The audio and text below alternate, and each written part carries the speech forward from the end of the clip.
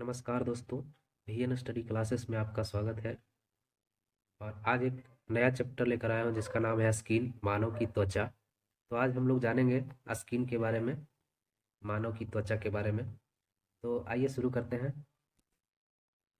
त्वचा का अध्ययन जो है वो डर्मेटोलॉजी कहलाता है। त्वचा का अध्ययन डर्मेटोलॉजी कहलाता है। और त्वचा जो है वो संयोजी ऊतक का बना होता है। त्वचा का आंतरिक भाग होता है वो संयोजी ऊतक का बना होता है। क्या? तो त्वचा का आंतरिक भाग जो है वो संयोजी ऊतक का बना होता है। और त्वचा का जो है आयु है, त्वचा का जो जीवन काल है औसतन जो होता है 28 दिन का होता है। 28 दिन का इसका त्वचा का औसतन आयु होता है। डिपेंड करता है एज पर। अगर मनुष्य का एज ज़्यादा है तो त्वचा का जो जीवन काल है वो कम हो जाता है। और शरीर का सबसे बड़ा अंग, अगर पूछेगा शरीर का सबसे बड़ा अंग तो हो जाएगा त्वचा। अगर पूछ दे कि शरीर में सबसे बड़ा अंग तो यकृत हो जाता है। में पूछे तो यकृत, का पूछे तो त्वचा। यानी शरीर का सबसे बड़ा अंग जो है त्वचा है और शरीर में सबसे बड़ा अंग है यकृत। अब आइए देखते हैं त्वचा के क्या क्या कार्य होते हैं। त्वचा का काम होता है कीटाणुओं से रक्षा करना। यानी त्वचा से जो लाइसोजाइम एंजाइम निकलता है पसीना के साथ, जो कि कीटाणु को मारने का काम करता है। तो त्वचा का पहला काम क्या हो गया? कीटाणुओं से रक्षा करना। और दूसरा है अल्ट्रावायलेट किरण से, यानी परावैंगनिक किरणों से यह बचाता है। त्वचा जो है शरीर को अल्ट्रावायलेट किरण से बचाता है। परावैंगनिक किरण को सोखने का काम करता है। मेलानिन नामक इसमें होता है। मेलानिन मेलानिन होता है जो कि अल्ट्रावायलेट अल्ट्रावायलेट रे को सोखने का काम करता है। मेलानिन जो है त्वचा के बाहरी परत यानी कि इपिडर्मिस में पाया जाता है। त्वचा का जो बाहरी भाग होता है, त्वचा का बाहरी भाग क्या कहलाता है? तो त्वचा का बाहरी भाग इपिडर्मिस कहलाता है। इपिडर्मिस कहलाता है। और यह जो मेलानिन है इसी इपिडर्मिस में पाया जाता है। तो मेलानिन के कारण ही जो है त्वचा का रंग गोरा या काला होता है। जिसमें मेलानिन अगर ज़्यादा होगा तो वो काले रंग का होता है, और जिसमें मेलानिन कम होगा वो गोरा होता है। और इसका क्या काम है कि त्वचा जो है विटामिन डी के संश्लेषण में मदद करता है।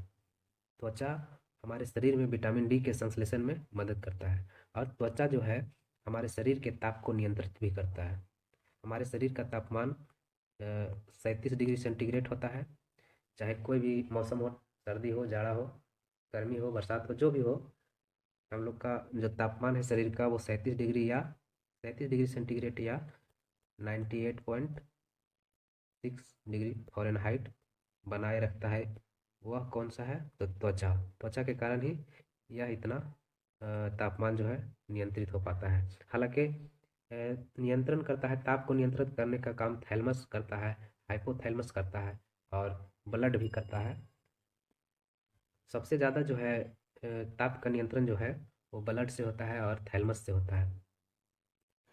तो त्वचा जो है शरीर का ताप का नियंत्रण में मदद करता है। और त्वचा हमारे शरीर से पसीना तथा नमक का उत्सर्जन करेगा। त्वचा का क्या कार्य है? तो पसीना तथा नमक का उत्सर्जन करना भी त्वचा का कार्य होता है। और त्वचा जो है हमारे शरीर में दवा हो गया या क्रीम हो गया या तेल हो गया उसका अवशोषण करने का काम करता है। तो यहाँ पर मैंने त्वचा के प्रमुख कार्य के बारे में बताया। कीटाणु से रक्षा करना, अल्ट्रा वायलेट रे से बचाना, विटामिन डी का संश्लेषण करना, शरीर के ताप का नियंत्रण करना, पसीना तथा नमक को शरीर से बाहर निकालना, दवा, क्रीम, तेल, ये सब का अवशोषण करना, ये त्वचा का प्रमुख कार्य हो गया। आइए अब देखते हैं त्वचा की परत कौन कौन सी होती है। त्वचा की जो परत होती है मुख्य रूप से दो परत होती है। होती तो है बहुत सारी, लेकिन मुख्य रूप से दो परत होती है। एक होती है एपिडर्मिस जो बाहरी त्वचा होता है, और एक होता है डर्मिस जो कि आंतरिक त्वचा होता है। तो एपिडर्मिस के बारे में जानते हैं। एपिडर्मिस को जो है वो हिंदी में इसे कहा जाता है अधिचर्म। अधिचर्म बोला जाता है हिंदी में, और अंग्रेजी में हो गया एपिडर्मिस। तो त्वचा के बाहरी भाग को एपिडर्मिस कहा जाता है। या अधिचर्म कहा जाता है। इसमें ब्लड नहीं होता है, एपिडर्मिस में ब्लड नहीं होता है। कभी कभी देखिएगा हम लोग के हाथ पैर में दीवार से अगर खरोच लग जाता है तो ब्लड नहीं निकलता है, तो क्योंकि इसमें बाहरी त्वचा में ब्लड नहीं होता है। और इसमें जो है मेलानिन पाया जाता है। मेलानिन जो है त्वचा का रंग का निर्धारण करता है, वो कहाँ पाया जाता है, तो एपिडर्मिस में ही पाया जाता है। और एपिडर्मिस की 5 परतें होती हैं। तो हम लोग को बस इतना ही जानना है कि एपिडर्मिस में 5 परत होती है। अब देखते हैं डर्मिस।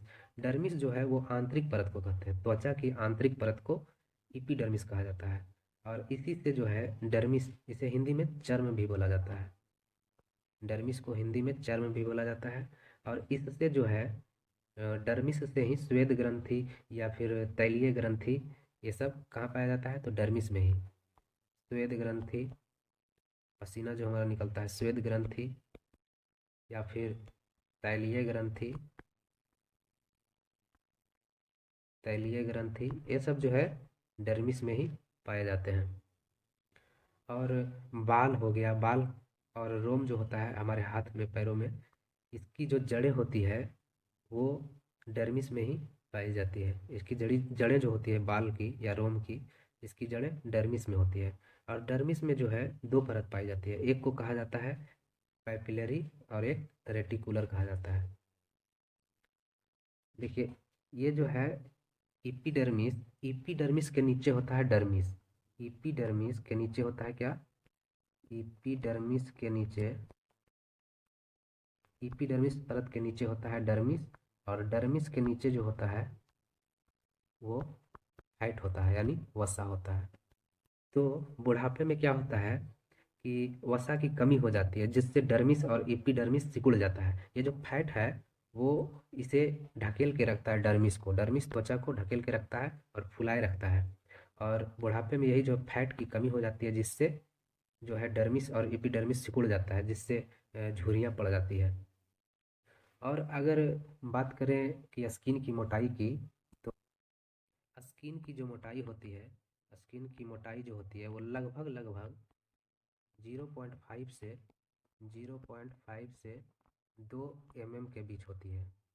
स्किन की जो मोटाई लगभग होती है वो 0.5 से 2 mm के बीच होती है। और सबसे पतली स्किन जो हमारे शरीर में है वो पलकों की होती है।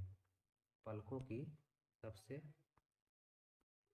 पलकों की स्किन पतली होती है, सबसे पतली होती है। और सबसे मोटा कहाँ होगा, तो तलवा या फिर हथेली, हथेली का स्किन जो होता है वो मोटा होता है, हथेली का स्किन मोटा होता है। तो दोस्तों मानव त्वचा के बारे में, स्किन के बारे में मैंने पूरा समझा दिया। यहीं से हमारा क्वेश्चन बनता है, इससे ज़्यादा कुछ नहीं आता है त्वचा से रिलेटेड क्वेश्चन। मैंने बता दिया कि त्वचा का क्या प्रमुख प्रमुख कार्य होता है और त्वचा की कौन कौन सी परतें होती हैं और त्वचा का अध्ययन क्या कहलाता है। तो आज यहीं तक, अब मिलते हैं नेक्स्ट वीडियो में, तब तक के लिए जय हिंद।